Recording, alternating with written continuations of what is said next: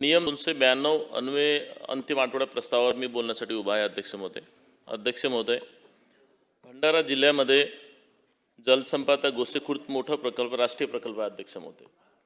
अध्यक्ष महोदय, यामध्ये अत्यंत महत्त्वाचा माझ्याकडे पेच प्रकल्पामधून आमच्या भंडारा आणि मोहाडी दोन तालुक्यामध्ये पाणी येते. अध्यक्ष महोदय, ह्या 80 किलोमीटर असल्यामुळे टेलवरती पाणी येत नाही आणि त्याच्यामुळे सांगवारी धाबा ही योजना आम्ही शासनाकडे प्रस्ताव दिला होता आणि तो मंजूर पण झाला. अध्यक्ष महोदय, आणि त्याचा अंतिम टप्प्यामध्ये आहे. अध्यक्ष महोदय, ह्यामध्ये अध्यक्ष महोदय जवळपास 7,000 हेक्टर जागा भंडारा आणि मोहाडी तालुक्याचा त्याचा फायदा होणार आहे. अध्यक्ष महोदय, कारण बॅकवॉटर गोसेखुर्दचं पाणी आमच्या जवळ आहे आणि आतापर्यंत आम्हाला 80 किलोमीटरपासून पाणी लागत होतं. अध्यक्ष महोदय, या प्रकल्पामुळे जवळपास 50 ते 60 गाव या गावांचा फायदा होणार आहे भंडारा आणि मोहाडी तालुक्याचा. अध्यक्ष महोदय, दुसरी अध्यक्ष महोदय, तिरी आणि मिन्सी यामध्ये गोसेखुर्दमधून काही गाव सुटले होते, ते 17 ते 18 गावे आहेत. अध्यक्ष महोदय,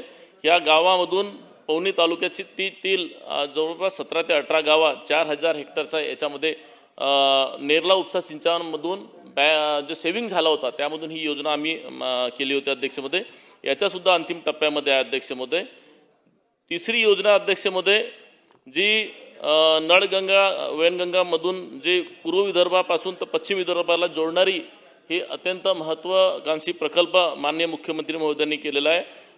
अध्यक्ष महोदय, मी ह्या सरकारचं अभिनंदन करेल आणि विशेषतः मुख्यमंत्री महोदयाचं अभिनंदन करेल की ह्या योजनेमध्ये आमचे जे धारगाव टप्पा 1 टप्पा 2 हे दोन्ही गावामध्ये भंडारा लाखनी साकोली ह्या गावांचा मोठ्या प्रमाणात शेतकऱ्यांचा फायदा होणार. अध्यक्ष महोदय, ह्या गोसेखुर्द एवढं मोठं असताना सुद्धा ह्या अनेक गावं सुटलेली होते.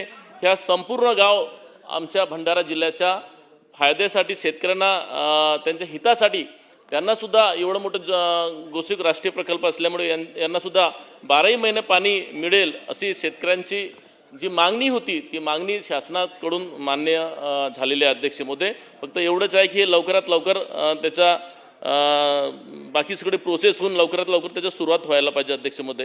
अध्यक्ष महोदय, नगरविकासमधून मी काही जलसंपदाचं अध्यक्ष महोदय, नेरला आणि सुरबोडी ह्या दोन योजना आहेत. अध्यक्ष महोदय, जे पेंडिंग आहेत शासनाच्या अंतिम टप्प्यामध्ये मंत्रालयामध्ये येऊन बसलेले आहेत. अध्यक्ष महोदय, कारण 34 गावाचे पुनर्वसनाचे प्रश्न होते, त्यामध्ये 32 झालेले आहेत आणि हे 1-2 उरलेले आहेत. अध्यक्ष महोदय, मी आपल्या माध्यमानं शासनाला विनंती करेन की हे दोन्ही योजनावरती तात्काळ निर्णय घेतलं तर लोकांना आंदोलन करायची गरज पडणार नाही आणि त्यांनासुद्धा त्याचा शासनाचा फायदा होईल. अध्यक्ष महोदय, नगर विकासमध्ये जर विचार केला तर भंडारा शहरामध्ये जवळपास 700 कोटीचे कामं मंजूर करण्यात आले. अध्यक्ष महोदय, आणि माझ्या मतदारसंघात दुसरा तालुका पवनी शहरामध्ये 250 कोटीचे कामं मंजूर करण्यात आलेत.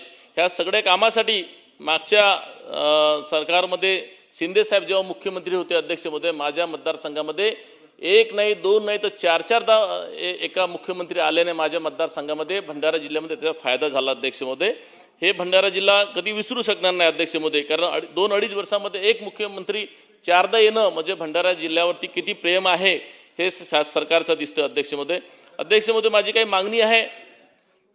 मागणी आहे. विदर्भाची काशी ही पवनी म्हणून आपण ओळखल्या जातो. अध्यक्ष महोदय, यामध्ये अध्यक्ष महोदय 372 विविध धर्माचे मंदिरं आहेत. अध्यक्ष महोदय, परंतु याचा आराखडा सुद्धा तयार आहे. अध्यक्ष महोदय, परंतु शासनाकडून त्याच्यावरती दुर्लक्ष होत आहे.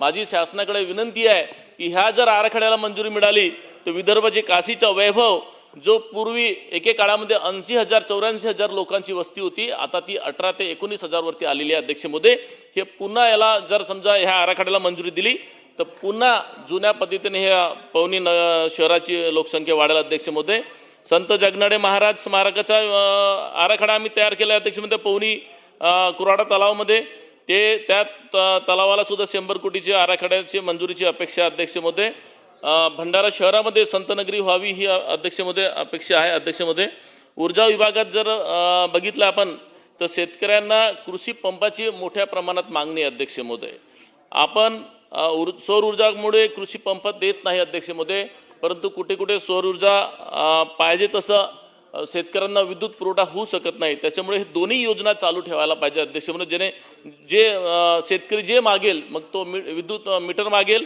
किंवा कृषी पंप मागेल, तर सौर ऊर्जा कृषी पंप मागेल, जे मागेल त्याला द्यायला पाहिजे, असं हे ठेवायला पाहिजे अध्यक्ष महोदय. मीटर, स्मार्ट मीटरबद्दल खूप लोकांचे गावागावामध्ये संभ्रम निर्माण आहे अध्यक्ष महोदय. याच्यावरती शासनाने एखादा अभ्यास समिती नेमावी आणि शेतकऱ्यांना कसं न्याय देता येईल. कारण खरं आहे की पूर्वी एखादा शेतकऱ्याला गावाला एखादा मजूरदाराला जर समजा पहिले 2,000 रुपये बिल होत होता, आता 10,000, 12,000 येऊ लागला अध्यक्ष महोदय. याच्यावरती शासनाने लक्ष घालायला पाहिजे अध्यक्ष महोदय. माझ्या भंडारा शहरामध्ये भूमिगत विद्युत वाहिनी व्हावी अशी अनेक दिवसापासून प्रस्ताव आहे अध्यक्ष महोदय. मागच्या सरकारमध्ये त्याचं आश्वासन सुद्धा मिळालं होता की भंडारा शहरामध्ये सुद्धा एक दुसऱ्या इतर मेट्रो शहरापेक्षा प्रमाणेच भूमिगत विद्युत वाहिनी होईल असं होतं अध्यक्ष महोदय. भंडारा लागून अध्यक्ष महोदय भंडारा लागून दाभा हा एक गाव आहे अध्यक्ष महोदय आणि इथे एक फीडर, स्वतंत्र फीडर मंजूर होता अध्यक्ष महोदय. जरा ऐकताय का अध्यक्ष महोदय? अध्यक्ष महोदय जरा ऐकताय का? बोला बोला. ओ जरा थांबा ना, बोलू दे आम्हाला. बोला ऐकताय. अध्यक्ष महोदय, भंडारा शहराला लागून एक दाबा आहे आणि तिथे स्वतंत्र फीडर मंजूर होता अध्यक्ष महोदय. परंतु झाला काय, अधिकाऱ्यांच्या चुकीमुळे तो फीडर बदलून गोंदियाला नेण्यात आला अध्यक्ष महोदय. परंतु त्या फीडर दाब्याला अत्यंत अनेक दिवसापासून आमची मागणी होती, ती मंजूर सुद्धा झाला. परंतु कुठल्या तरी अधिकाऱ्यांनी हे सगळं खोडसाळपणा केला आणि तो तिथून गोंदियाला हलवण्यात आला अध्यक्ष महोदय. म्हणून माझी विनंती आहे, जो आमचा फीडर गोंदियाला ज्या अधिकाऱ्यांनी चोरून दिलं तो आम्हाला परत वापस आणून द्यायला पाहिजे अध्यक्ष महोदय. अन्यथा भविष्यामध्ये लोक शासनाप्रती विरोध हे करतील अध्यक्ष महोदय. म्हणून तो आमचा चोरलेला फीडर तो आम्हाला पुन्हा आमच्या भंडाराला दाब्याला आणून द्यावा ही विनंती करतो अध्यक्ष महोदय. अध्यक्ष महोदय, उद्योग विषयावरती मला बोलावंसं वाटते अध्यक्ष महोदय. आमच्याकडे MIDCचं जर बघितलं आपण तर MIDC आहे, परंतु ते उद्योग नाही अध्यक्ष महोदय. आणि ज्या प्लॉट आहेत ते सगळ्या कोणी ना कोणी घेतलेल्या रिसेल करत असतात, पण उद्योग लावत नाही अध्यक्ष महोदय. ह्या विभागाचे मंत्री आमचे मित्र आहेत का? बोला. अध्यक्ष महोदय बसले आहेत ना? उद्योग मंत्र्यांना माझी विनंती आहे की त्यांनी एखादा मोठा उद्योग आम्हाला द्यायला पाहिजे. ते बोलले आहेत, प्रॉमिस केलं आहे त्यांनी देईन म्हणून, पण तो कधी देणार, काय देणार, त्यांच्या उत्तरमध्ये त्यांनी द्यावं अध्यक्ष महोदय. अध्यक्ष महोदय, ते जेव्हा भंडारात आले होते तेव्हा त्यांना आम्ही रॅक पॉईंटची सुद्धा मागणी केली होती. तो रॅक पॉईंट कारण त्या भंडाऱ्यामध्ये आमच्या नागपूर, चंद्रपूर जिल्ह्यामध्ये, गोंदिया जिल्ह्यामध्ये उतरावं लागतं अध्यक्ष महोदय. पण आमच्या सगळं व्यापाऱ्यासाठी जो रॅक पॉईंटची गरज आहे, आमच्या जिल्ह्यात रॅक पॉईंट नाही आहे, तर त्याची व्यवस्था करून देण्यात यावी अध्यक्ष महोदय. पितळी उद्योग हा महाराष्ट्रासाठी, पितळ उद्योग हा भंडारा जिल्हा एकमात्र भंडारा जिल्ह्यामध्ये आहे. ह्या उद्योगाला जिवंत ठेवण्यासाठी आणि आपल्या महाराष्ट्राची सुद्धा एक ओळख निर्माण करण्यासाठी ह्या पितळ उद्योगाला चालना देणं अत्यंत गरजेचं आहे अध्यक्ष महोदय. मला वाटते मागच्या काही वर्षापूर्वी असं सभागृहामध्ये मी हा प्रश्न केला होता. त्यावेळेस एक कमिटी बनवून त्याच्यावरती एक चांगला क्लस्टर तयार करून ह्या पितळ उद्योगाला पाहिजे ती मदत करून शासनाच्या वतीने त्याला एक मोठं सहकार्य करू असं मंत्री महोदयांनी बोलले होते. म्हणून मी उद्योग मंत्र्यांना विनंती करतो की माझ्या जिल्ह्यातला हा पितळ उद्योग याला जीवनदान द्यावं आणि मोठं नाव शासनाकडून व्हावं अशी अपेक्षा अध्यक्ष महोदय. अध्यक्ष महोदय, वन विभागाचं जर बघितलं तर पवनी, उमरेड, करंडला माझ्या मतदारसंघामध्ये 2 अभयारण्य आहेत अध्यक्ष महोदय. एक पवनी, उमरेड, करंडला आणि एक कोका अभयारण्य अध्यक्ष महोदय. परंतु ह्या दोन्ही अभयारण्याला पाहिजे ती सुविधा नसल्यामुळे इथं पर्यटक येत नाही आणि उलट त्यामध्ये जे मोठ्या प्रमाणात जे वाघ आहेत हे गावामध्ये, शहरामध्ये येत आहेत अध्यक्ष महोदय. आणि याच्यामध्ये दरवर्षी लोक दगावल्या जातात, ॲक्सिडेंट होत राहतात, अटॅक होत असते अध्यक्ष महोदय. माझी मंत्री महोदयांना विनंती आहे की मागच्या अधिवेशनमध्ये मंत्री महोदयांनी बोलले होते वन मंत्र्यांनी की आम्ही त्यांना चॅनल फेन्सिंग देऊ आणि प्रोटेक्ट करू जेणेकरून गावात येणार नाही, जेणेकरून लोकांना हानी होणार नाही. तर अन्य मंत्री महोदयांना माझी वन मंत्र्यांना विनंती आहे की ते लवकरात लवकर मंजूर करावं. त्याचा प्रस्ताव सुद्धा इकडे आलेला आहे. पाणी पुरवठ्याचा जर विचार केला तर अध्यक्ष महोदय अख्ख्या महाराष्ट्रामध्ये जर विचार केला पाणी पुरवठ्याच्या योजना ग्रीड योजनाचा विचार केला तो पुण्यामध्ये सोलापूर सातारा इकडे मोठ्या प्रमाणात आहेत अध्यक्ष महोदय. कोणी ऐकतात का? कोंडेकर साहेब आपण बोला बोला इकडे बघून बोला. तर अध्यक्ष महोदय जर आपण पाणी पुरवठ्याच्या योजना जर बघितल्या आपण तर सातारा पुणे जिल्ह्यामध्ये पुणे विभागात मोठ्या प्रमाणात आहे. पण जर तुलनेमध्ये जर नागपूर विभागात बघितलं अध्यक्ष महोदय 5% सुद्धा ह्या योजना आमच्याकडे दिल्या जात नाही अध्यक्ष महोदय. म्हणून माझी विनंती आहे मंत्री महोदयांना की ह्या आमची जी भंडारा आणि पवनी मिळून 105 गावाची कारण अध्यक्ष महोदय नागपूर शहराचा जो दूषित पाणी गोसेखुर्दमध्ये येतो आणि त्याचा इफेक्ट आजूबाजूच्या सगळ्या गावामध्ये लागतं अध्यक्ष महोदय. त्या पाण्यामध्ये निरीचा रिपोर्ट आहे की कॅडमी नावाचा अलाइनमेंट त्याच्यामध्ये असल्यामुळे त्याच्यामध्ये भविष्यामध्ये मोठ्या प्रमाणात त्यांना रोग होऊ शकते, मोठ्या प्रमाणात बिमारी होऊ शकते, कॅन्सर होऊ शकते. तर हे भविष्याचा विचार करून कमीत कमी पाणी तुम्ही क्लीन करू शकत नाही, पाणी तुम्ही सोडू शकत नाही, डायव्हर्शन देऊ शकत नाही, तर कमीत कमी हे पिण्याच्या पाण्यासाठी स्वतंत्र योजना 105 गावाची ही योजनेला मंजुरी देण्यात यावी अध्यक्ष महोदय. आणि भंडारा जिल्ह्यात अनेक योजना पाणी पुरवठ्याचे जे मधल्या काळामध्ये मंजूर केले होते त्या योजनाला पैसे देणं अत्यंत गरजेचं आहे अध्यक्ष महोदय. कारण अर्ध्यावट पडलेल्या त्या योजना आहेत. म्हणून माझी विनंती आहे की ते सगळे योजना ताबडतोब त्यांना निधी देऊन पूर्ण सुरू करण्यात यावं अध्यक्ष महोदय. शिक्षण विभागाचा जर पाहिलं आज आणि काल सुद्धा मोठ्या प्रमाणात आंदोलन सुरू आहेत अध्यक्ष महोदय. माझ्या जिल्ह्यामध्ये जवळपास 500 शिक्षकांची संख्या कमी आहे अध्यक्ष महोदय. शिक्षकाची संख्या कमी आहे तर शिक्षक शिकवतील कुठून, मुलं शिकतील कसे. म्हणून माझी विनंती आहे अध्यक्ष महोदय की ह्या सगळ्या शिक्षकांची व्यवस्था शासनाने करावी जेणेकरून जिल्हा परिषदला चालवण्यासाठी मुलांना शिक्षणासाठी व्यवस्था होईल अध्यक्ष महोदय. अध्यक्ष महोदय कृषी विभागात मध्ये जर विचार केला तर 17ची आणि 19ची जी कर्जमाफी योजना होती या योजनेमध्ये काही त्रुट्या होत्या. आता अध्यक्ष महोदय जेव्हा शासन निर्णय घेत असतात तो 100% कधीच ते परफेक्ट नसते, कुठे ना कुठे त्रुट्या असतात. परंतु त्या त्रुट्या पूर्ण करण्या ही शासनाची जबाबदारी अध्यक्ष महोदय. 17ची आणि 19ची ज्या कर्जमाफीमध्ये जे काही आमच्या भंडारा जिल्ह्याचे शेतकरी उरलेले आहेत त्या सगळ्या शेतकऱ्यांना ह्या चालू योजनेमध्ये सरसकट मंजूर करण्यात यावा, लागू करण्यात यावा अध्यक्ष महोदय. प्रोत्साहनवरती 50,000 आणि जे बोनस धानाचा बोनस लागू करण्यात यावा अध्यक्ष महोदय. अध्यक्ष महोदय भंडारा शहरातून काही रस्ते आहेत सार्वजनिक बांधकाम विभागाचे ते आम्ही मागच्या सरकारमध्ये मंजूर केले होते आणि त्याचं काम पण सुरू आहे. त्या निधी अभावी थोडा संत गतीनं आहे. तर जर त्या रस्त्यांना जर निधी दिली तर नक्कीच त्या रस्ते लवकर होतील आणि काम मोठ्या प्रमाणात त्याचा फरक पडेल अध्यक्ष महोदय.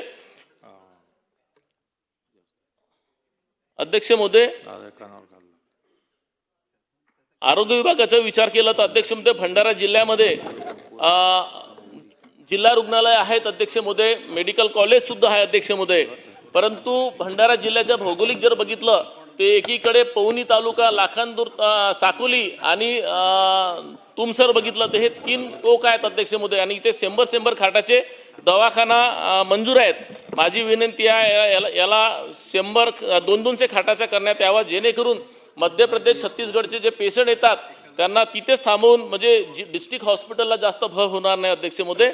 माझी विनंती आहे अध्यक्ष महोदय की प्राथमिक आरोग्य केंद्र हे 50-50 वर्ष जुने आहेत आणि या प्राथमिक आरोग्य केंद्रामध्ये 50-50 वर्ष जुने असल्यामुळे अजीर्ण झालेले आहेत. तर याच्यावरती सुद्धा निधी देण्यात यावा अध्यक्ष महोदय. आणि उच्च शिक्षण विभागाला विनंती आहे अध्यक्ष महोदय, दादा आहेतच इथे. माझी विनंती आहे की भंडारा आणि पवनीमध्ये जे IT आहेत तिथे मोठ्या प्रमाणात जागा आहे. तर एखादा तरी ठिकाणी अध्यक्ष महोदय इंजिनिअरिंग कॉलेज जर शासनाच्या वतीने देता आलं तर नक्कीच त्याचा जिल्ह्यात फायदा होईल. कारण जिल्ह्यामध्ये शासकीय इंजिनिअरिंग कॉलेज एकही नाही आहे अध्यक्ष महोदय. मगाशीच धस साहेबांनी अन्न औषध विभागावरती काही उजाळा दिला अध्यक्ष महोदय. हे खरं आहे की अत्यंत माणसाच्यासाठी हे आरोग्य अत्यंत महत्त्वाचं आहे, अत्यंत महत्त्वाचं आहे. म्हणून माझं विनंती आहे की आम्ही दरवर्षी बघत असतो बाहेर देशाचं जर समजा सरासरी जर आपण आयुष्य बघितलं तर 80-85 वर्ष आहे. आपल्या भारताचं जर आयुष्य बघितलं तर हा 60-65 वरती येऊन ठेपलेला आहे अध्यक्ष महोदय. माझी विनंती आहे की मुंडे साहेबांसारखे जे अधिकारी आहेत हे चांगलं धूळ साफ करत आहेत. कारण शेवटी ते आपल्यासाठीच करत आहेत का आपल्याकडे जो काही अन्न येतं, मग दूध असेल, महाराष्ट्रामध्ये जेवढं दूधची खपत आहे तेवढं दूध उत्पन्न होत नाही, तरी त्याच्यापेक्षा जास्त दूध येतं कुठून? म्हणजेच तो मिक्स होत असेल. पेढेमध्ये जर बघितलं तर ते मिक्स अनेक खाद्यपदार्थामध्ये वेगवेगळ्या पद्धतीनं मिक्स होतं. अध्यक्ष महोदय, याच्यावरती कडक कारवाई व्हायला पाहिजे, कारण शेवटी माणूस राहिला तर सगळेच राहील, सरकार पण राहील. माणूसच नाही राहिला तर सरकार पण नाही काय कामाची राहणार नाही. अध्यक्ष महोदय, म्हणून माझं विनंती आहे की याच्यावरती कडक करायला पाहिजे. अजून जे कायदा मोठं आणायचं असेल, एखादा मी तो म्हणतो जन्मठेपची शिक्षा द्यायला पाहिजे त्या लोकांचे गुन्हेगारांना असेल. शेवटचे मुद्दे आहे अध्यक्ष महोदय. चला संपवा लवकर. हा, शेवटचे अध्यक्ष महोदय. अध्यक्ष महोदय, माझ्या शेवटचे एक दोनच मुद्दे आहेत शॉर्टकटमध्ये. मी तसंही काही भाषण केलं नाही अध्यक्ष महोदय, माझ्या रेकॉर्ड बघून घ्या. बाकीचे लोक किती भाषण केलं आहे. मी मुद्देच मांडत आहे अध्यक्ष महोदय. अध्यक्ष महोदय, बिलकुल बरोबर. अध्यक्ष महोदय, जल पर्यटनमध्ये महाराष्ट्रामध्ये 2 हे प्रकल्प मंजूर झाले होते अध्यक्ष महोदय, कोयना आणि गोसेखुर्द. अध्यक्ष महोदय, टप्पा 1 मध्ये 101 कोटीचे प्रकल्प मंजूर झाला अध्यक्ष महोदय. त्या प्रकल्पाच्या माध्यमानं आमच्या भंडारा जिल्ह्याला एक वेगळी दिशा आणि वेगळी ओळख मिळणार आहे. अध्यक्ष महोदय, माझी विनंती आहे, ज्या कोणी ते कामं थांबवलेले आहेत ते पुन्हा सुरू करण्यात यावा.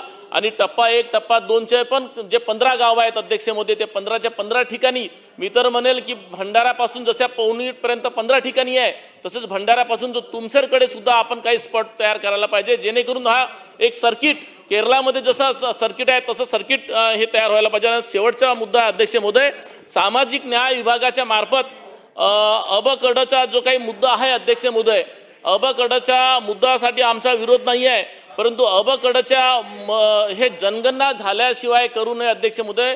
कारण जातीनिहाय जेव्हा जनगणना होईल तेव्हा वस्तुस्थिती येईल आणि त्याच्या माध्यमाने हे करता येईल. आणि शेवटचा राष्ट्रीय महामार्ग जे आहे अध्यक्ष महोदय, शेवटचा आहे अध्यक्ष महोदय, शेवटचा आहे अध्यक्ष महोदय, खरंच शेवटचा आहे.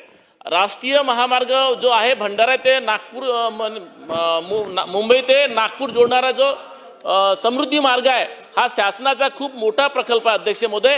तो आता भंडारा गडचिरोलीपर्यंत आला आहे. माझी विनंती आहे, तिथं जर मेट्रो लागू झाली तर आमच्या फ्लाईट कमी होऊन जाईल, मेट्रोनं आम्हाला जाणं सोपं होईल. आणि मी ह्या प्रस्तावाच्या माध्यमानं शासनाचा मी अभिनंदन करतो.